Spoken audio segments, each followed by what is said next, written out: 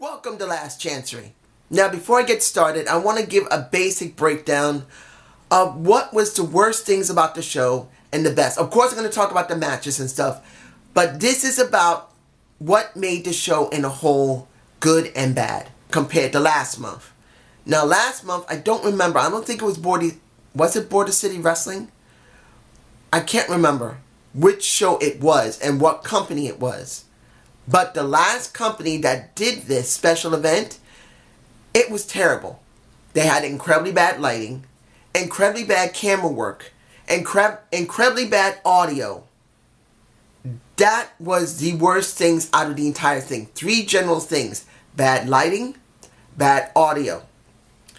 And it really, when it came to bad camera work as well, you could not see what was going on in the ring. You could not even see what was going on outside of the ring because of the camera work. And you couldn't even hear the people very well that were commentating, as well as in the ring. Now you look at this show, Destiny Wrestling. I say about 2 out of the 4 things were improved. 1, the camera work was much improved. You could see what was going on in the ring very easily because they got the people in the right places and they got more than one camera. 2, the lighting in the ring was actually much better. It wasn't glaring and it wasn't too dim. It was well done and just right. Audio was still an issue. And so was... I'll put it to you like this. When you go outside the ring, this also revolves about the lighting. You need to know what's going on outside so the people at home who are streaming this can really understand what's going on. But if you cannot see what's going on outside the ring, you shouldn't do it at all. Because it ruins the effect of what's being done in the ring. I know that's still 3 things, but outside the ring work is important. So I add that as a number 4 optional. Because the wrestlers don't have to go outside the ring. They can stay in the ring. They choose to go outside the ring to interact with the crowd. That is always a double-edged sword. But when you look at Destiny Wrestling, they got 2 things done very well. The third one, audio was not done well. And the 4th optional one, when it comes to being outside the ring, which revolves around the audio and also about the lighting, was not done well. But I kind of take that for what it is. That is an independent promotion. They really don't work in very great venues. And they don't always have enough lighting to make the venue look really good. So they got to work with what they got. So now you got that out of the way. This was a good show. You would enjoy it. If you're able to get a repeat of it on the Global Forcing Network, or if someone actually puts it up on a website so you can watch it that way, I would suggest you watch it because there were a lot of great matches and you'll enjoy them. First match, which opening match, it really didn't mean much. Braxton Sutter versus Tyson Dukes. Now, I'm happy to see Braxton Sutter as a heel. I am. I've never been a big fan of Braxton Sutter, not for the talent he is. Not for the wrestler. I want people to understand that. I think he's a good wrestler. And I think he would be a good talent if he was written properly. And the thing I've said multiple times about Ali is that Braxton Sutter had no personality. He was not written properly. So it made Ali look bad. But now that he's turned to a heel, and after having this match, you would see that as a heel, he lost. He tried to cheat, and it didn't work, and he lost. So it's a possibility he's on a losing streak to try and give himself something to make him more angry, more heelish. That's what I'm hoping for. Now, the match quality itself it was okay. It was standard. It doesn't mean that's bad. I'd rather see a standard, good match than like one of the WWE matches that is either boring because it's repetitive or because they're not allowed to do anything like 205 Live did until Triple H took ownership of it. So I am glad to see a standard match that was okay. Braxton talking afterward wasn't bad. Now the next match was it's kind of hard to describe this tag match because since I don't recognize anybody there and they have not been featured on Impact, it's kind of hard to get the names down. But you got some people who are from, I believe, the Desi Hit Squad versus two down homeboys who are probably Canadian. I believe they were called Cousin Jake and Diener. I think Cole Diener. I believe that's his name. The video pack? No, the interview. They had an interview. It was really good. It was funny. I loved it. But then when you go to the Desi Hit Squad, they had no vid pack. And I think that was a bit of a letdown. I mean, if they're saying there's something special, maybe that might mean they're going to TNA, the Impact Wrestling. It would have been nice to actually see them have a vid pack, or at least an interview. And there wasn't any. It was an okay match. The wrestling was good. It was funny at certain points. And it was, the Desi Hit Squad, I believe, won. Did they win? Good match. Yeah, the Hit Squad, I believe, did win. I believe they did. Now, here's a match that I wish could have had a story behind it. And that is the X Division match with, I've seen Abraham. The guy with the fuzzy hair. He's pretty cool. And Atlas, I've never seen him before. And what is the guy's name? Banks, I didn't see before. But Petey Williams was there. So he was the most recognizable of the four. Of course, Abraham was in the X Division, the Super X Cup. But still, you only saw him for a very brief time. But I did like him when I did see him. Kind of cool. The match was very high paced, and it was good. And in the end, it was Petey Williams who wins. But the problem here is this. I want to see Petey Williams do something. I would have liked to see Petey Williams in the X Division. Or, better yet, have Petey Williams deal with Matt Sydal going for pretty much the Impact Grand Championship. Now that they're doing standard matches again, I wouldn't mind seeing Petey Williams go up in the belt class. He was an X Division guy. He won a couple of times. Now let him go up to pretty much the Grand Championship. I would like to see him in the Grand Championship picture. That's just me. I think he would probably make it work. He's got credibility. He has good skills. And I would have liked to see it. Or hopefully we'll see it. Maybe they'll have that plans down the pike. I don't know. But it was a good match. Trevor Lee versus Josh Alexander. I don't really know how to feel about this match when it comes to Trevor Lee. There was no Connolly.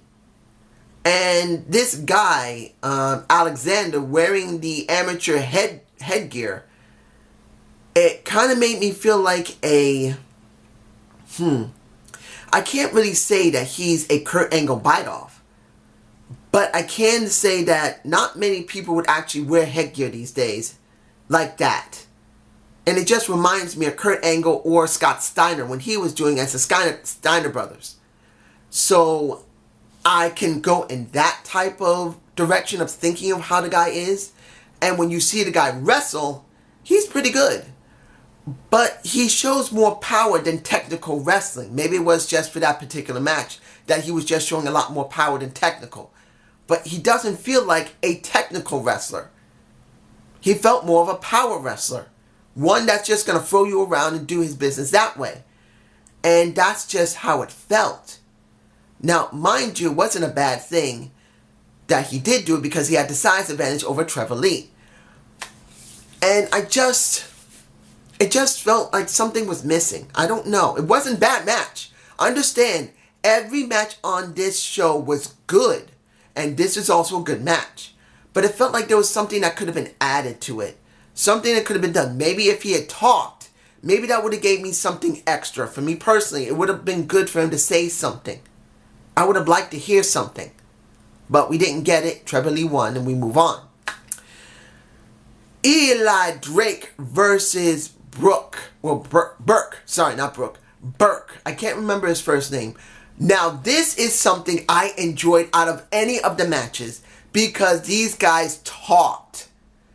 When it came to Burke, when it came to Burke, The guy knew how to talk, and that was some weird mess that he said. He said, I am the vegan, and I eat no meat of no animal, but I love to hunt people, and the ones I like the most is American.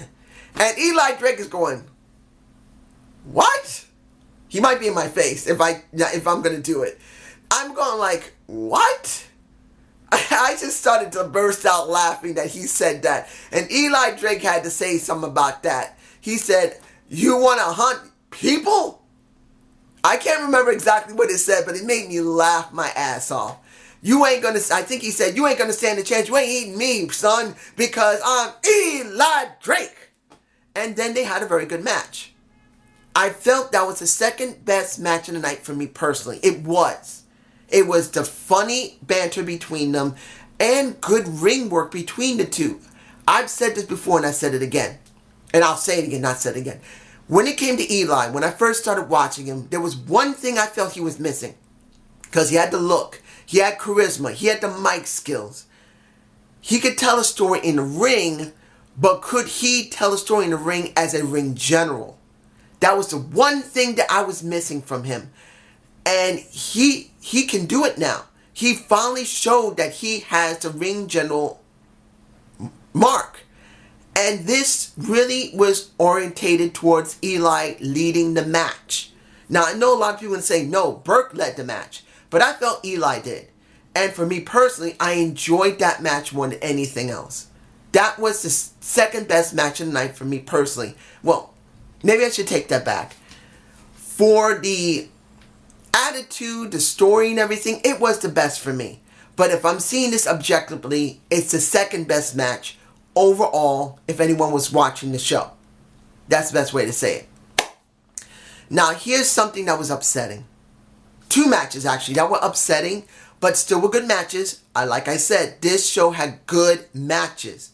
But it was kind of sad for both of them. Alberto Patreon versus Moose. Again. Now, these guys got good chemistry, but this is like the fourth or fifth time these guys have actually met in the ring as they've shown impact.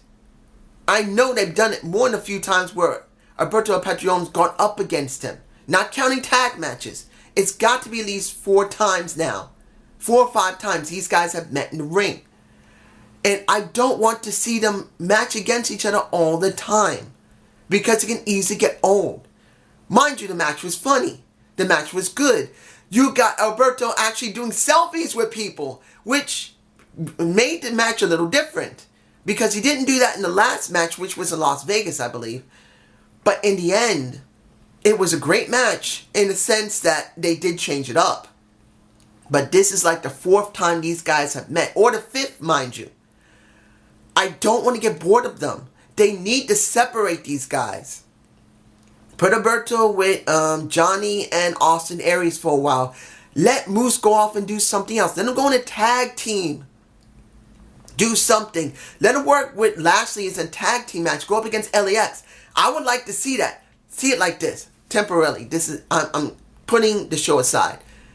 LAX versus Moose and Lashley. The Latin American exchange versus the black guys.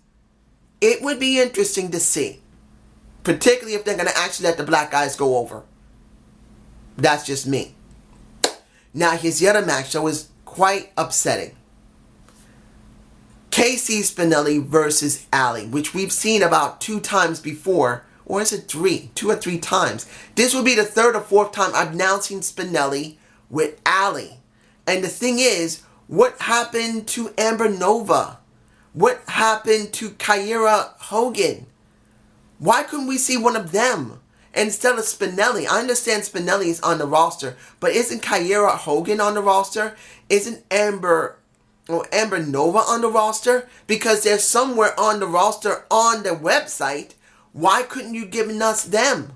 I would like to see Kyra Hogan because she's our friend. Why couldn't you let her get a chance to actually have a non-title match? I would have liked to see that. But we got this. Mind you, was not a bad match either. I didn't mind it. The opening that Casey wanted to shake her hand. And we all thought that she was going to try and smack her or something. She didn't do it. It wasn't too bad. But commentary made it very interesting. When it came to, what is it, Scott Demont? Scott Demont. If I'm pronouncing the guy's last name wrong, I'm sorry. I've always been bad with names. The commentary really helped all the matches to a certain extent. Scott was funny, and Josh tried to play the clean, good guy, which... he's better as a heel. But he did at least do okay.